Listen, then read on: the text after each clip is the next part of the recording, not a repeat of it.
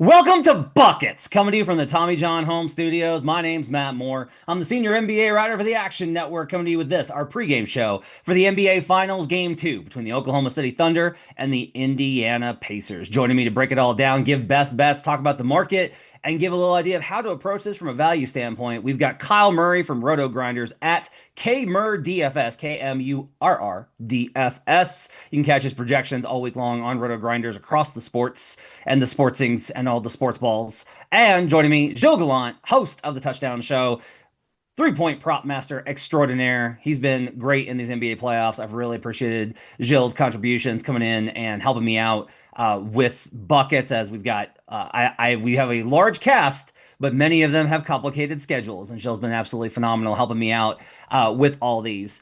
Today's show, just want to let you know, is like I said, brought to you by the Tommy John Home Studios. We're going to talk about this Thunder and Pacers game. We'll give you an underdog lineup as well. We're also going to give you a parlay at the end for you to get some more action down, as we are about an hour and a half ahead of tip off here at youtube.com/the Action Network. Make sure to give us a like and subscribe on this page. It helps us out so much. Make sure that if you're not right now, go subscribe to Buckets, because we do this stuff every single day. And I'm working on Matt Mitchell with a little tiny hammer to let me do more shows in the summer. Just like little taps of trying to squeeze more content from our off season, because we know the NBA off season. By the way, yeah, yeah, you're gonna want to keep it here on Buckets for betting reactions, because there's just gonna be a lot of stuff that happens. Like it's gonna be very busy. All right, I want to start here though, because the NBA Finals are the main event here. Pacers steal game one like Danny Ocean and friends walking in and out of the casino. Just an absolutely incredible heist job. This has been certifiably one of the most fun runs I think I have ever seen in NBA playoff history. Not just to have a four seed go through the teams that they have to get there, but also the way that they've done it in stealing these type of games. Hung in there, hung in there, hung in there, got it done. Before we get into the market and then we do the best bets, Gilles, I want to ask you this. We'll talk about what the market thinks, but I want to get your opinion. What's more likely tonight? The Pacers pull off an upset again and go up 2-0 on the Thunder, or the Thunder blow them out, given what we've seen from Indiana and how they've managed to stay in there? Which of these outcomes do you think is more likely? Well, I like the Ocean's 11 analogy, because I feel like Shea Gilgeous-Alexander, when he walked off the court in game one, looked a lot like Andy Garcia, pretty pissed off that he just got all of his money stolen from him. And if you know that the sequel, it pretty much started off with a car being exploded, Brad Pitt's car, which Andy Garcia's henchman did. So I think there is going to be a bounce back effort here from OKC, to the point where you're going to probably see a more concerted effort, especially in that third quarter, where I think there's going to be an emphasis from Dags and OKC to want to really push the distance off of this Pacers team, because one of the things that seemed to kind of happen throughout all of game one is that the Pacers just wouldn't go away. They would keep it between 9, keep it between 12, just within striking distance. And then right when you get to the final 2.5 minutes, that's when that Pacer team kind of took advantage of the situation. I'm expecting adjustments on the Thunder side to eliminate that. And I think they're going to probably play a lot of their starters a lot more, which is why when we get to our best bets, I'll be sharing kind of why I like Chet Holmgren in a bounce back spot here. Kyle, you're very analytical. You have your projections. You are meat and potatoes, my man, and I love that about you. But I want to ask your kind of opinion on this, just as a sports fan, and I actually have the number for you in the market. So Pacers are plus 410 on the money line. To get to that number, you've got to be able to go to Thunder minus 25 and a half. So what is more likely for you? The Pacers win outright, or the Thunder cover by 26 points or more? That's a tough one. I think I would have to side with the Pacers version of this one. I do think that, from a market perspective, though, it is a little telling that, you're still at home with the Thunder, and the line moved from, minus 9, 9.5, wherever it closed in game one, to that 11 number. So I think that's sort of the kind of where the market's expecting the Thunder to come out. I think that a lot of times we talk about narratives and models and stuff, but sometimes you'll actually see narratives and angles like that play out in the markets. And I think that's what that 2-point move is here, like you guys mentioned, SGA did not look happy walking off the court. The Thunder are definitely going to have a chip or two on their shoulder. So I do still think that 25-point number is an aggressive one. I think this Pacers team is susceptible to swings, to downswings. We haven't really seen it in this postseason run because they've been so electric in these phases of the game for them when these runs have been working out for them. But again, when you're a team that runs as hot as they do, I mean, shooting nearly 50% from three, if that doesn't come to fruition again, which is probably fairly likely in terms of the range of outcomes. I still think 25 is a big number, but again, I do think this Pacers team is susceptible to being blown out, especially by a Thunder team that I think is clearly one of the most dominant teams we've seen over the last couple of years, and to be honest. So, yeah, I do still think I'll start with the Pacers take there, though. This will not be an official best bet for me, because I am what some might refer to as a coward. But my gut play is Pacers money line tonight. I just like I've had this weird feeling since Friday morning of just like I think I like the Pacers to win this game, and that doesn't make any sense because I was on Thunder in five. So like Yeah. it's complete overreaction, goes against like a whole bunch of figures. I will say like it's in the article I wrote up for the Action Network that you can find is that like you know, honestly, the trends here are not like overly supportive for Pacers or for Thunder blowout here. It's actually not as strong as you might think. So a lot of this is just like teams in game two down 0-1 at home do really well, but that's an early round. It's mostly like, oh, you got snuck up on by that seven seed in game one, and then you come back and you beat the ever loving shit out of them in game two. And this isn't really that situation. However, home favorites in game two of the finals after losing game one outright, 3-0 straight up. 2-1 against the spread. Like it's just not a big enough sample size to really be able to predict because this doesn't happen, which is why I was on the Thunder in game one. It's fine. It's fine. It's fine. All right, let's talk about where the market's at on this game and what we've seen from that. Uh, Spread right now, minus 11, 67% of the tickets, 52% of the money, with nine sharp moves are on OKC. So, like, OKC is the move here. There has been significant movement here on the Thunder over and over and over again. So even though I said like, hey, you don't really have like an indication of what this is going to be, we don't really know because the sample's too small. The sharps are weighing in and being like, no, no, this is definitely a spot in which you want the the Thunder. Oh, by the way, I just updated this, and guess what? 66% of the tickets now, 52% of the money is coming in on the Thunder. Will not be surprised if this moves to 11 and a half. Fiddle said it wouldn't touch 12. I think it might touch 12. I will wait I'm till the seeing last some second. 11 and a halfs right now in the Mhm. market. So, I mean, we still got, like you said, about another hour and a half before tip. I don't think there's going to be enough I think I agree with Fiddle. I don't think there's going to be enough late money to push it to 12, but I do think it is telling that we are seeing now 11 and a halfs in the market. Yeah. Either way, at 11 and a half, I'll still be in on the Pacers for a little bit on the spread, and the money line won't be a big play for me because, well, my instincts on these things have been absolute feces throughout the course of this series in the last two rounds. So I'm out on that.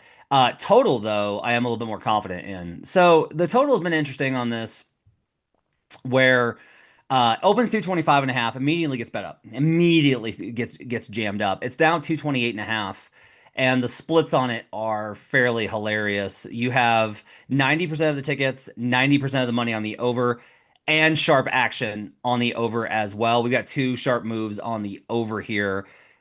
I like the under, Kyle. Like, I just think that the most underrated part of this entire series is the Indiana defense. I think it's possible that we see a repeat of some of the stuff in game one where, hey, the Thunder create a lot of turnovers, but they don't score easily off of them. The Pacers are able to get back enough and make this into a half court game.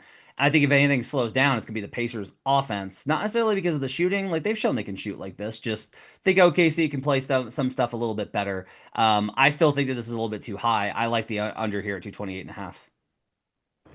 Yeah, yeah, I'm there with you. I also think that there's some regression unders to bet here in the player prop market. I'll touch on one of them later on best bets, but when you have a team, especially the Pacers side, that shot almost 50% from behind the arc, you're obviously going to have some spots where you're not expecting that to continue. So I think that makes sense for the under perspective. I think all the things you outlined from a game environment perspective, from the pace component of it. I think I think that I'm in alignment with you there. So yeah, I'd be right there with you on the under. Uh, total, by the way, we've got it projected using our Pro Tools, which you can get as an Action Pro subscriber at 230.6. So going the other way on the over. Would you project this at plus 7.5 on the Pacers? I've got it somewhere around that. I'm sitting at around 6.9. So had that and then adjusted it, and I disagree with that move after game one. It might be hyper reactionary, but I do think that I think it's really tough to get to a spot where you're willing to bet into 11 and a half. If you are, you can take the alts, you can go that way. OKC does tend to blow teams out when they win, especially when they win at home, but it just seems like a lot of points given how Indiana has played throughout the course of these playoffs. Gilles Gallant, talk to me a little bit about the prop market and what you've seen there and what we've seen as far as some movement in the markets. Well, I think it really all starts with Tyrese Haliburton because I think we could take this as a little victory. I feel as a group of buckets vindicated that we have bullied the sports books now into putting that at 7.5 for his assist line instead of 8.5. It was 8.5 in game one, fell short, reopened at 8.5 with a little steam to the under around minus 130 at 8.5. And now we're seeing 7.5s across the board in this market right now for Tyrese Haliburton. And not only that, his points prop is also going down too. It was around 17.5. That's now dropped to 16.5. Seeing steam also to the under on his 3-point prop. So it seems like the market is reacting where they're kind of thinking that Tyrese Haliburton might have a big dud here in game two. One of my bets here kind of correlates with that thought as well.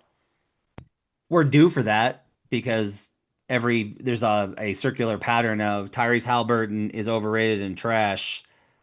Okay, he had a pretty good game. Oh, he won another huge playoff game. Tyrese Haliburton is God. Tyrese Haliburton's overrated. So like we are currently in Tyrese I feel Haliburton like is we went through God. that same cycle just in game one, though. Like in game one, it was like I didn't really feel like he was doing that much, and then he hits that game winner, and now we're like he's a top 10 player again. So I kind of am wondering here what kind of game we're going to get. I'm not thinking we're going to get like a game four against the Knicks where you're seeing double digit assists, 30 points, no turnovers, but I do like some unders on Tyrese tonight. Forget where I saw it. Somebody had a really good breakdown of how Tyrese, his gravity off ball and what he does. It's some of the stuff I've kind of talked about. Hallie's, this is one of the, I really, if you're ever like, man, where is Halliburton? He just seems invisible. I'm going to bet you, like, look and see whether or not his team is winning or losing in his minutes. And I know that the plus minus in a single game is really noisy. I'm just telling you, his impact extends way beyond the box score. He is in. I don't know, the 98th percentile in the league for me among players that the box score does not reflect how impactful he is. So keep an eye on that. But also something to keep in mind for the prop market because we liked his under on assists in game one, and we might be talking about that again And here there's in somebody a who second. feels a certain way about Halliburton's ratedness who has just commented in the thread that he is properly rated third team All NBA. So let's see if he can maintain, I guess, at least top 15 status for game two. Okay. Michael Phil's in the comments talking about this. Fiddle gets mad at me because I wanted to talk to him about Tyrese Haliburton again after he's called him overrated. And he got so mad at me for wanting to bring it up again. Then he comes to the comments. How dare you, Michael Fiddle, after bound out? All right. Let's talk about Underdog. Underdog is one of the best places to make picks during playoff basketball. While they score buckets, you could score cash. Underdog is one of the leading sports apps, and you can play right now in your state. Their app has over 100,000 five-star reviews and millions of players. To play, all you have to do is download the app and choose whether a player will go higher or lower on one of their stats. You can choose from things like points, assists, and so much more, like blocks and steals and rebounds for what we're coming up with a dog in them lineup. Once your picks feel good, you can play with as little as $1. And if you get everything right, you could win up to 1,000 times your money. Our dog and M lineup for game two: Shea Gilgeous-Alexander, higher than 1.5 steals. Alex Caruso, higher than 1.5 steals. Chet Holmgren, higher than 1.5 blocks. Thomas Bryant, lower than 2.5 rebounds. I'll talk about the Bryant. I'm not sure how much he's going to play in this one. He gave him pretty good minutes in his 8 minutes, but he had 0 rebounds in that 8 minutes. Part of it is that they do, even with Bryant, he has to do so much in order for him to contain in certain situations. He's not one of these guys that can play drop coverage, contain, and then turn around and rebound. Like he can do like one thing defensively, and they're going to target him pretty consistently to the point where he's going to have to play a high drop, which takes him away from the basket, so that doesn't give him as many rebound opportunities. He'll also play a lot of stretch situations in these kind of lineups where if he's playing against their small ball unit, which I think we're going to see actually more of OKC going small against the big lineup for the Pacers only in the reverse. We'll talk about that. Reverse of game one, where it's not starters, but instead the bench. I think that Thomas Bryant will probably have lower than 2.5 rebounds. Gilles, 1.5 steals for Shea. I mean, look, man, the guy was second in steals this season. Seems like a pretty smart play, and it kind of goes with the Tyrese Haliburton thing. If Haliburton's going to have a tough night, you'd imagine that Shea's probably going to pick off some plays from Haliburton. Yeah, absolutely. Because I think the other thing too is just a reflection of the market as well. Because I'm seeing lines for steals of more than two steals, across the board pretty much. So I feel like that's out of the four selections that we have for this underdog parlay. I think that Shea Steals is the best one to go. Kyle on Caruso higher than 1.5 steals. I put this in because you've got a play on Caruso coming up, but part of your cap, just to spoil that a little bit, is you're expecting more minutes from him. If he does get more minutes, what do you have him projected at for steals? Yeah, so right now projecting him for 27, 28 minutes, have him for 2.2 steals, so projected to go over this one. But yeah, when we saw Caruso play 28 and a half minutes, I think that's probably a pretty reasonable number to go back to again. But I think the key thing about feeling confident about his minutes was they went with Cason Wallace in the starting lineup, and he still saw 28 and a half minutes. When you add a kind of a new variable to the equation for the Thunder team with the new starting lineup, things can sort of get thrown out of whack, and that wasn't the case for Caruso. Minutes remained the same. I'm counting on a similar minute production for Caruso, and usually he's a good producer in the steals category as well when he's on the floor.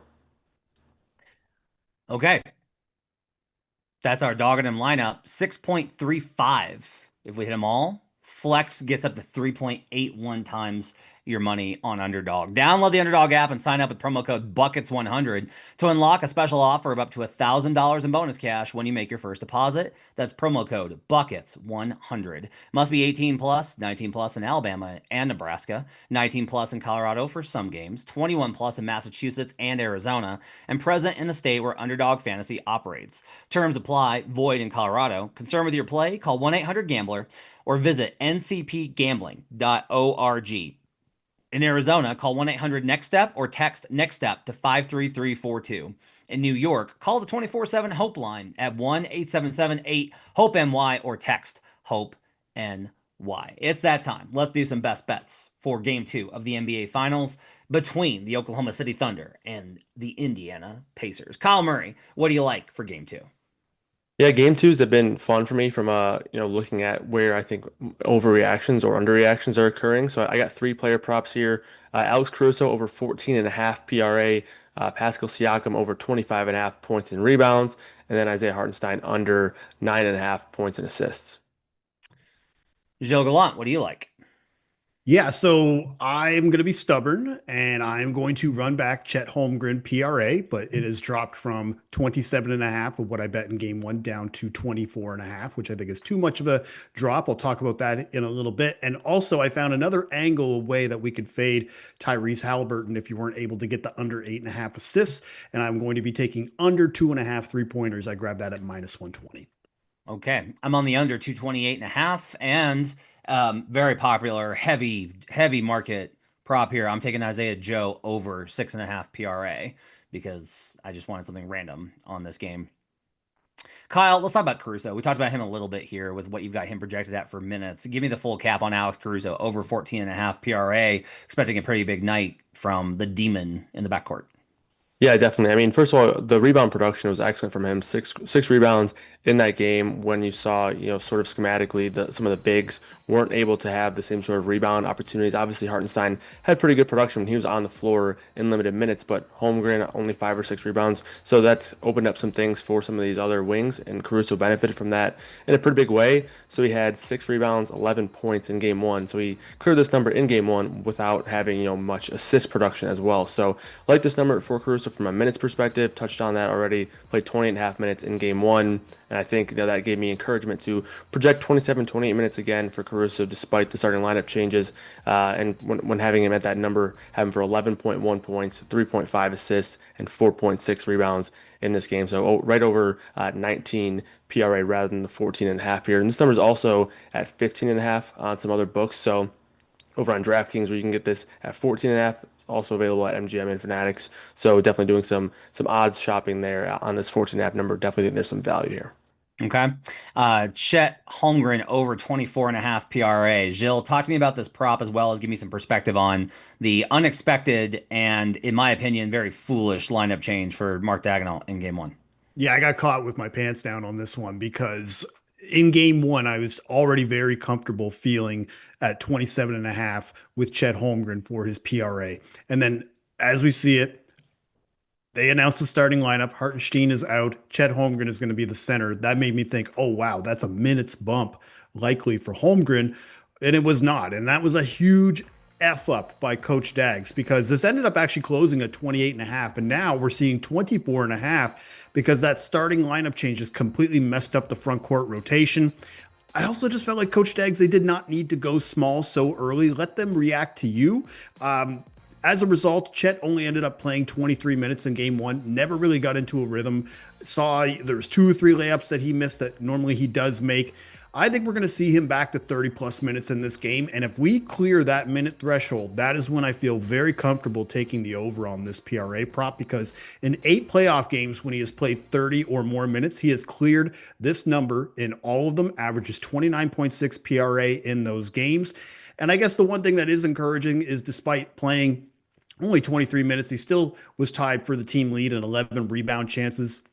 Still between both teams, it leads the team in rebound chances per game in the playoffs. So at 24 and a half, I think that was too much of an overreaction. I think that should still be around 26 and a half. So again, I'm going to take the over here, 24 and a half points, rebounds, and assists for Chet Holmgren.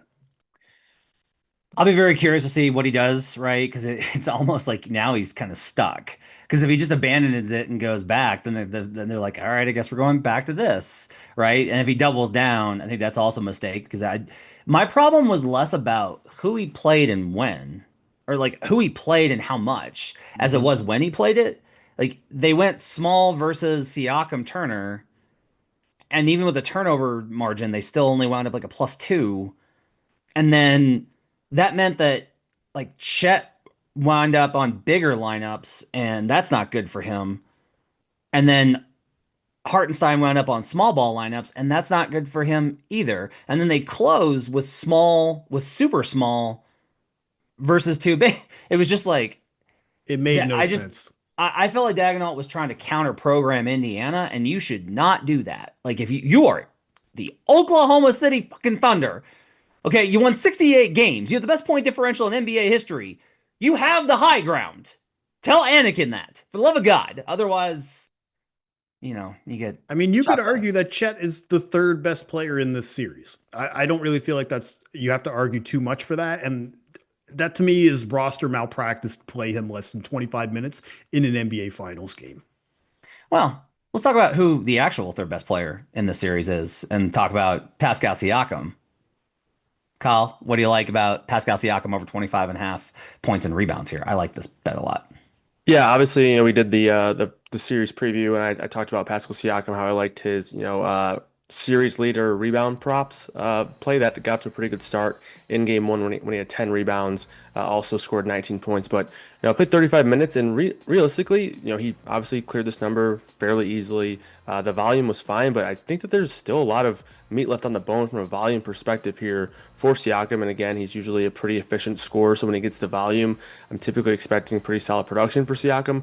15 shots, it's definitely not a low number, but when you look at what we saw in that New York series, we saw 20 plus shot attempts 2 times, had 20 plus shot attempts one time in that Cleveland series as well. So that 20 plus attempts from the field is in there for Siakam. And I think with all the attention that Haliburton is getting, I think that's probably going to come sooner rather than later. So despite Siakam having a good game and clearing this number in game one, I still think there's room for improvement here in game two. There was some value based on just where the market was as well. Some books had this at 26 and a half.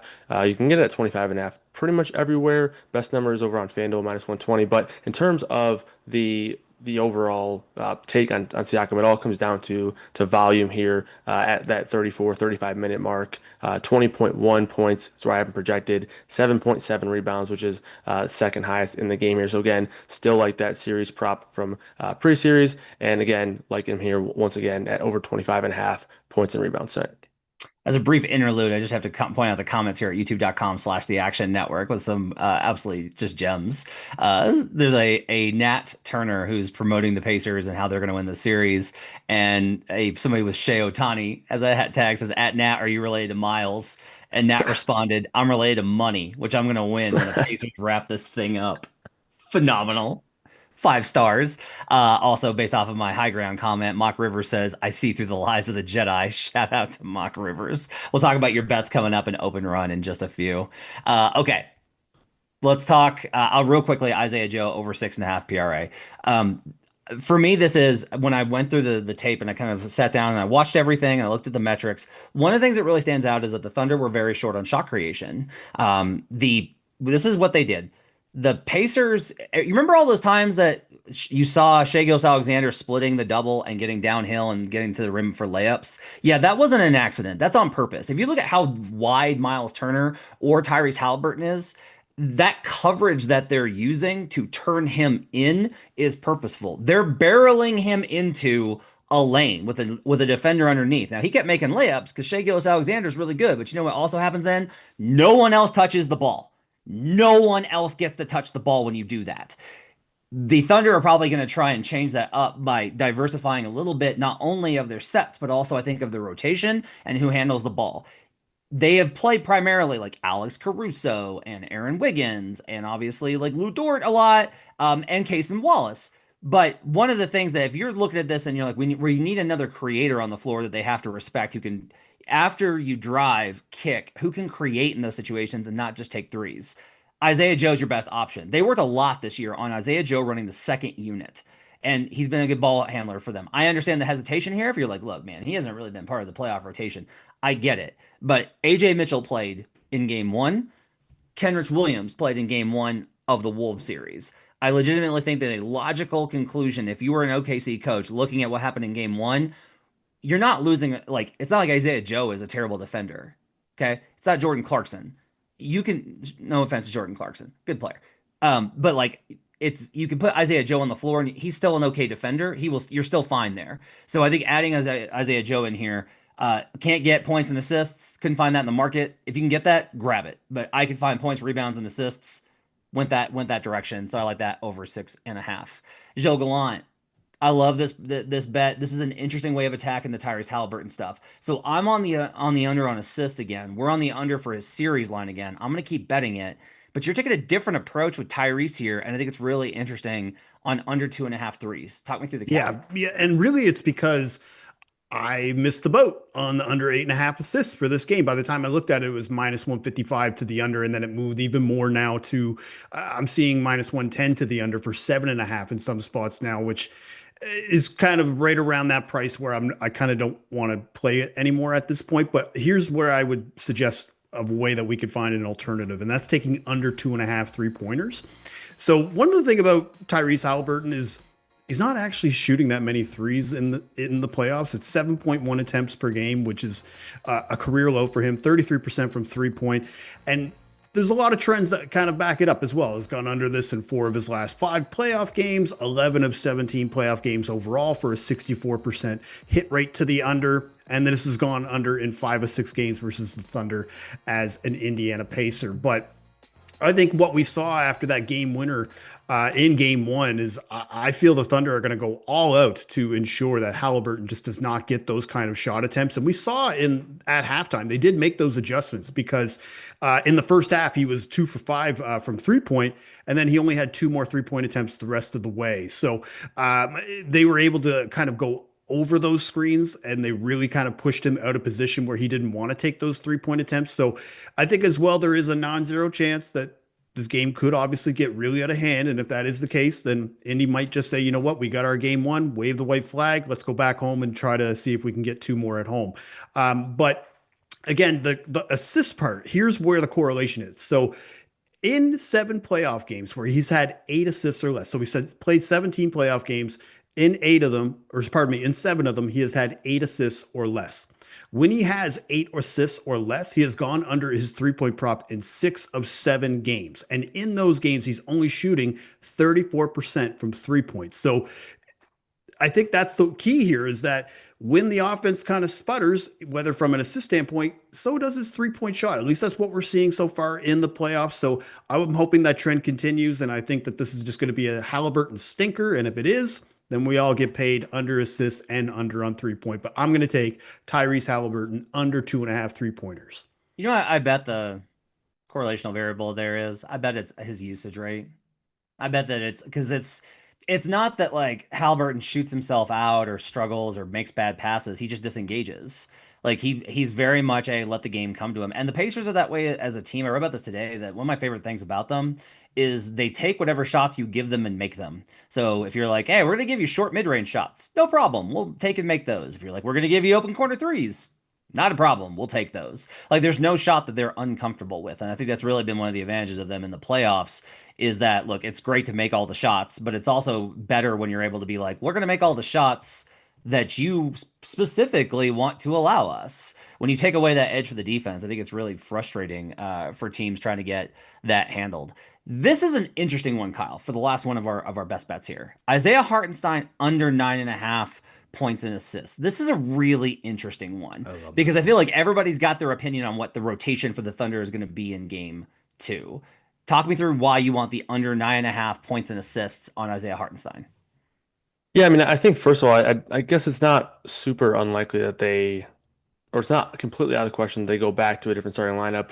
So I guess that's worth mentioning. But I do think that this team is in a spot where we saw it in that Minnesota series. I talked about this pre-game one where I took his under 17.5 PRA.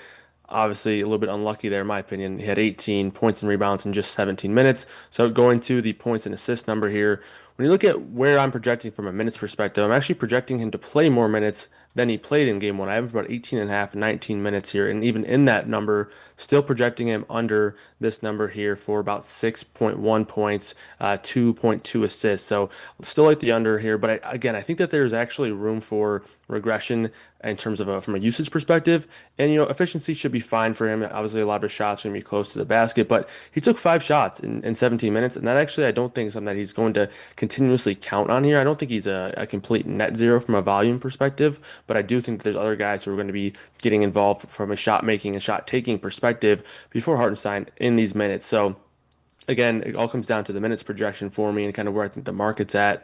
Again, another bet where there's some lines out there, 8.5. Found it at 9.5, so I like the under there. 18.9 minutes, I already mentioned the projection there where I have Hartenstein. So despite him actually projecting for more minutes in my model, still projecting to go under. So I think there is more room for the under here than I think the market is sort of outlying here at this 9.5 number. So again, am going to just points and assists here because again, he looked really good from a rebounding perspective. But again, 5 shots in 17 minutes, I wouldn't be surprised if that number is actually down to 3 or 4 shots, and again, he made more than half of those. So again, it all comes down to just a volume perspective bet on Hartenstein here.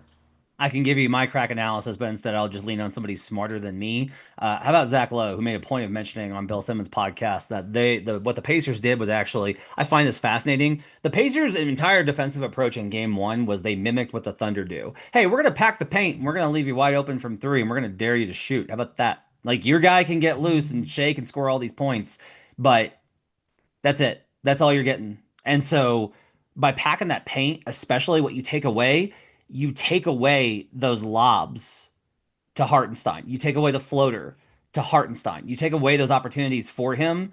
So like they had a big premium on trying to get like they're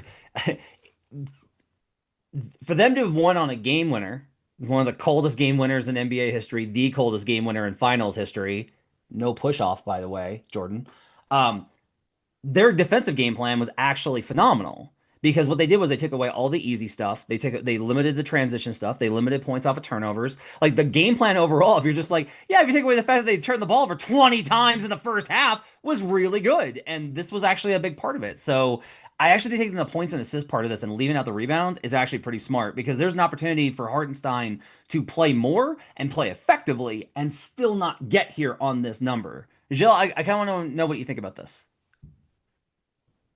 I mean, I'm conflicted because there's some people here who I trust at action who think that this is actually the Hartenstein time to get ahead of the pack, but I still feel very bullish about my Chet prediction and the fact that Kyle's projections match up with my prediction. I'm going to side with Kyle here. So I'm going to ride with that. Nice. All right. I want to do open run before we wrap up with a parlay here. We got a lot of comments here at youtube.com/the Action Network. Big crowd. Hit us with a like and subscribe right now. If you're just hanging out, just bloop, hit that button real quick for me. All right. Trevor 85, I think, says Pacers plus 11. Don't even think about getting silly with OKC minus 11. Bruce Slayton, who joins us for a lot of shows. Wallace under 12.5 PRA. Hartenstein over 14.5 points and rebounds. So going up against Kyle there. Ryan Smith plays tonight. Mathurin alts with the Thunder roll. In every loss in the playoffs by the Pacers by 10 or more, Mathurin has had 17 or more. That's a really great way to kind of play a Thunder alt without having to lay the number. That's a really good way to play that.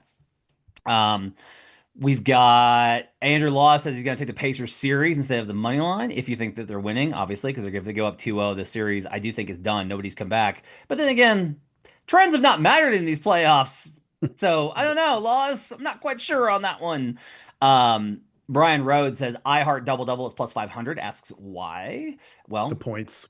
yeah, It's the and points. The yeah, rebounds, I don't think anybody's worried about. It's will he right. get enough field goal attempts up? Bruce Slayton says he still likes Haliburton under 30.5 PRA.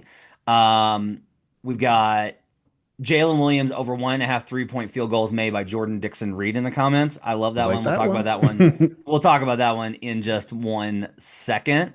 As I mentioned earlier, Nat Turner all over the Pacers tonight. Um, if the SGA over PRA hits, I like the Pacers, says Prisoner's Dilemma. Too much one-on-one by SGA. I actually don't hate that. Like if you just take SGA over on points and Pacers spread probably is a pretty good angle here. Or you could just do if you want to not get overly complicated, you can do SGA under assists and Pacers plus 11.5. That's not bad either. Because as I said this all throughout the Wolves series. Hey guys, Shea can score 30. You can't let him have 35 points and 8 assists. And the Wolves were like, but what if we did? And that was really very frustrating as a Wolves better for that series. So JW assists, TJ points and assists by Brandon Jones. I, I don't know what to do on the assist for Jalen Williams here, Gilles. We've Is had it the that five great. plus assist line that he's Yeah, talking we're up about? to Because five and a half. The 4.5's gone. I don't.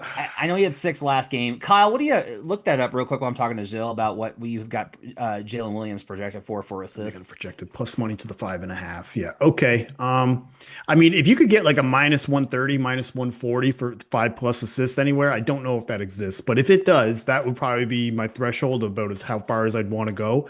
The issue is that I think actually tonight is probably a night where he's probably going to be looking more for his shot and looking more from a secondary scoring standpoint. So I think the 5 assist line is comfortable. I'm a little iffy about the 6. What do you think, Kyle? Yeah, I'm right there with you. I think if you can find a good number on 4.5, I haven't projected for 5.7, so right around where the market is currently. So yeah, if you can find that 4.5 out there, I would definitely like that one. But right around where I have him projected, in line with the number at 5.5. Nicholas Canavan says, Jill, what about Pascal threes today? I got burned on that. I really thought that he was going to have more Yeah. attempts. Now, 1 for 2, I think, from the field for the series. It's just the first half, he didn't even take an attempt. He didn't even want to go for it because they were playing small ball and they were just Yeah. letting him play center. So I think the angle that I would probably look at is I was looking more at like the rebound assist angle, just because some of his potentials did go up in game one. I think he had 6 potentials in game one and finished with 10 rebound chances in game one as well. If they look to try to shut down his scoring, that could be a way of where he tries to fill in the box score and get in other ways. So yeah, the Pascal threes, I was trying to wish something into existence and they did not heed my wishes. So I think I'm gonna pass on Pascal threes until I see that he wants to take more of those attempts because I think that's what he wants to do is still trying to go to the basket and get some players in foul trouble.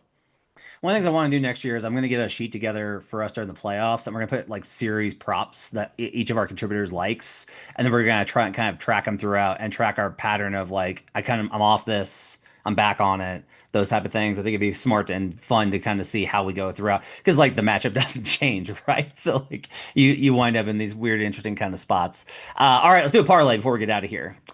We've got a 4-leg parlay for you. You can find the quick slip in the episode description. Alex Caruso, 15 plus points, rebounds, and assists, courtesy of Kyle Murray. 25 plus Chet Holmgren, points, rebounds, and assists, over, courtesy of Gilles Gallant. 2 plus Jalen Williams, 3-pointers made. J-Dub is like, think about that last one that he had. It was like 2:30 to go. Could have been the nail in the coffin. He's wide open. There's going to be those opportunities. The It was interesting. The Pacers didn't blitz the Shea to get the ball out of his hands, but what they will do is they will do that sequence where, like I kind of talked about, they're out on the perimeter, and then you have someone step in to pick up Shea earlier, and that means somebody's open on the perimeter. And J-Dub is usually going to be a guy, and it seemed like the Pacers were going to dare him. I think J-Dub has a bounce back performance in this one. J-Dub 2 plus 3-pointers made tonight, and then OKC money line. The script for this parlay is that they can get back on track. It is the role players step up for OKC. Caruso contributes, Chet contributes, J-Dub hits threes. They're not necessarily role players, but the other guys step up here and get a Thunder win to even at 1-1, going back to Indy for a huge game 3. That's plus 500 in the market on a 4-leg parlay. Where you find it, make sure I to wanted shop. to make a comment about the Jalen Williams 3-point prop, by the way. So just looking through the playoff game logs right now, in games where he struggles, I guess if you want to call it that, where he scores less than 20 points and also doesn't hit his 3-point prop, that's happened 4 times. In those following 4 games, 4-0 on that 3-point prop, hitting at least 2 3-pointers. Excellent. All right, that's going to do it for buckets. Kyle Murray at KMurDFS, Gilles Gallant at GDog 5000. I'm at HP Basketball. My thanks to Giver Gould for producing this after he is not feeling well because of choices he made with his life. I appreciate him joining us on a Sunday afternoon. We'll be back with you post game. Michael Fiddle and Jim Turvey with me. You're going to get market reaction heading into game 3. Fiddle says you're going to want to tune in because there's already some interesting signs in the market based off of this game that he's going to talk about going into game 3. Check that out. Jim's plays on the series. If the Pacers win, Jim's going to be lit. It's going to be amazing. Come check us out after the game here at youtube.com/the Action Network. Thanks for all your comments. Huge crowd today. Appreciate you guys being with us. We'll talk to you after the game. Till then, let's get buckets.